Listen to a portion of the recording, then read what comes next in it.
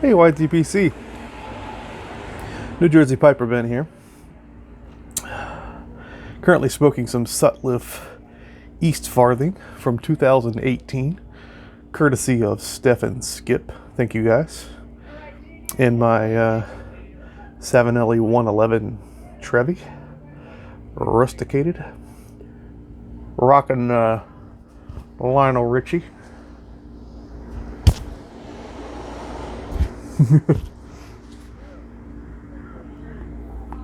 I've had this shirt for so long, but I love it. It just cracks me up.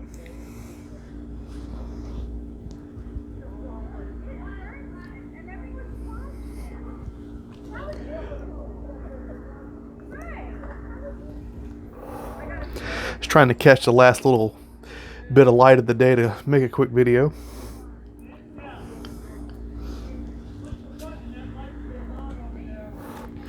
Eastfarthing is a mildly aromatic English. So it's red Virginia, stoved burley, and aged Latakia with a very delicate, I'd say, vanilla topping and maybe a hint of whiskey going on in there too, from what I'm seeing. But as much as I'm staying away from aromatics these days, I've got jars collecting dust basically. I just read about this and I'm like, yeah, let's give it a shot. And it's pretty darn nice, honestly.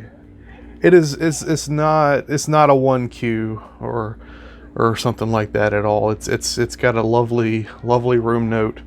But the flavor is very delicate. It's like a background of slight sweetness, but the tobacco is the main flavor driver.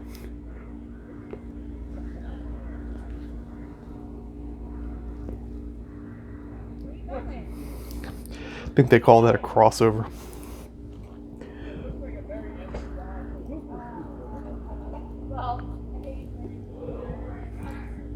Yeah, it's pretty nice.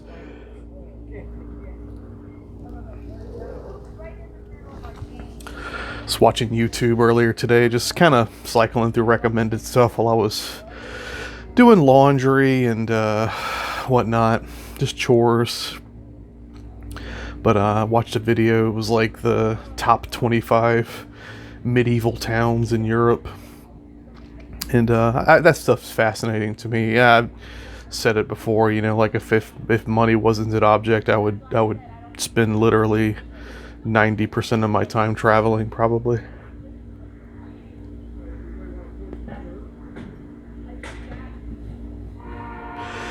But I just started fantasizing about waking up ridiculously early in some adorable old European town, wherever the hell you are. It doesn't really matter if you're in Austria or Switzerland or Ireland or Oslo, just one of those places that can kind of, that just doesn't exist anywhere but Europe. You can Montreal, Quebec City, or Quebec City, as I should say correctly.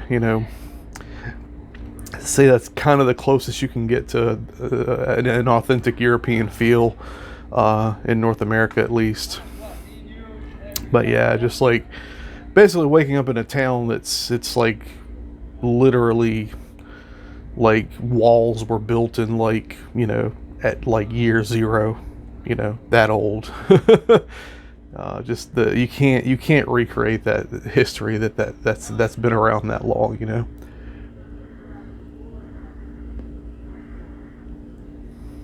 But yeah, just like getting up like literally like even before sunrise, sun is just coming up, and walking to like some kind of like beautiful little cafe somewhere, and just coffee and some kind of bread, pastry, whatever the specialty is in that particular place, the thing that they make that they do good, that's what you would get. And it literally doesn't matter what it is, it's that it's something that exists and they do it really well, and so it's going to be amazing. That'd be nice. That'd be frickin' nice, you know?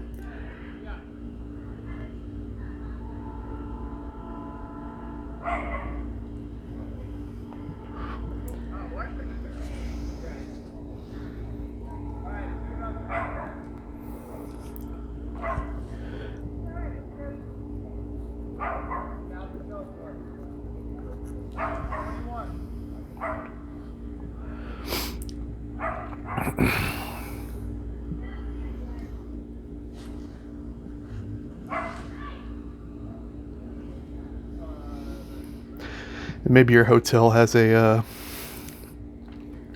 balcony or an outdoor space where you can have a view of something, you know, maybe of the city, maybe of a river, the ocean.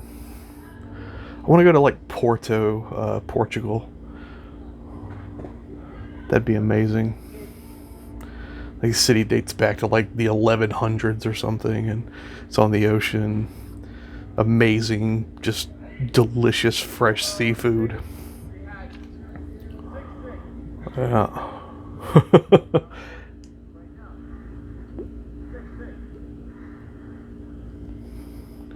I've always been one of those like really risk averse type people, especially from a finance POV.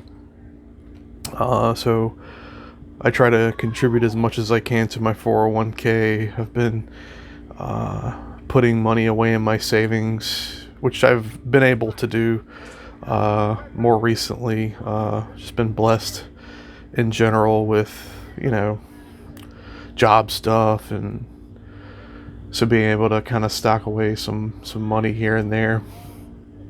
As you know, when they say, like, I guess Dave Ramsey kind of harps on that. He's like, you should have 6 months of expenses saved up for a rainy day, and if you ever lose your job, you can survive and you won't starve, and you won't lose your house, you can pay rent, whatever. Which is it's definitely good advice, but how many people can realistically do that? Like, I don't have 6 months of expenses saved up.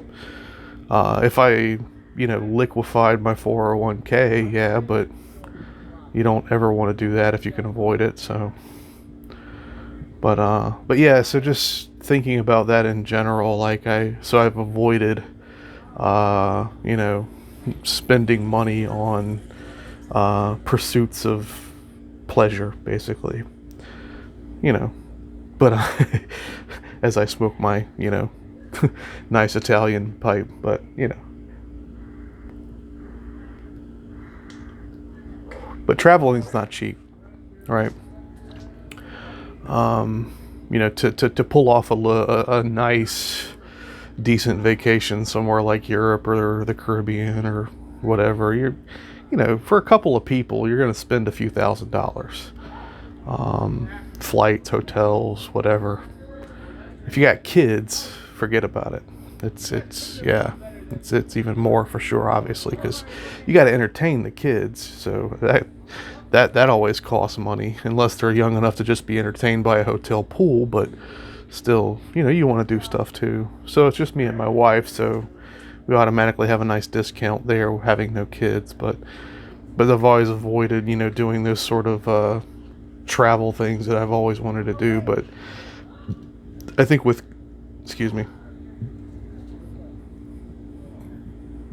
I think with COVID, I'm starting to think a little bit differently. It's like I know people that travel a lot.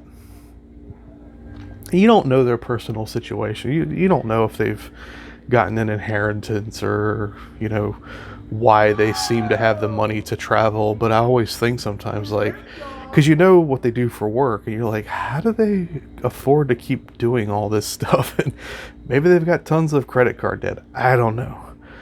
But yeah, I'm starting to think, like, once the world sort of can normalize a little bit, and Americans aren't banned from pretty much the entire rest of the world, once that stops being a thing, I really want to try to do something, at least like a decent trip where you're going to be able to absorb some culture for at least a week.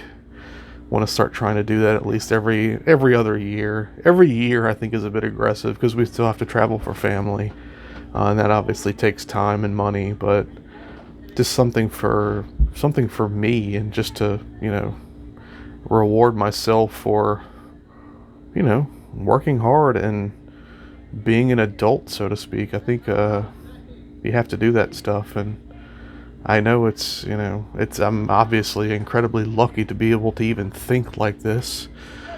But yeah, gotta get out there and see some shit. You only live once. Yeah, just kind of chilling. I'm sure my pipe's going out because I've rambled far too long.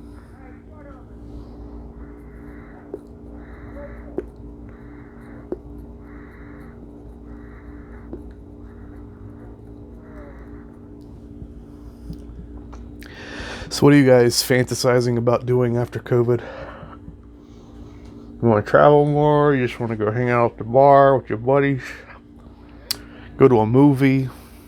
Whatever, Can't help but start thinking about stuff like that after being in quarantine for, since mid-March now. Yeah, it's kind of crazy. It hasn't really hit me that bad, I'm pretty independently sort of okay in general. I'm used to doing stuff by myself, and I'm never been one that like goes out and does a lot of extracurricular activities. So I'm generally fine, and I am just starting to think in terms of like opening up my horizons from a global POV, and just living that, just experiencing that, not just watching it on YouTube, and not just thinking about it abstractly, but actually doing it. Yeah.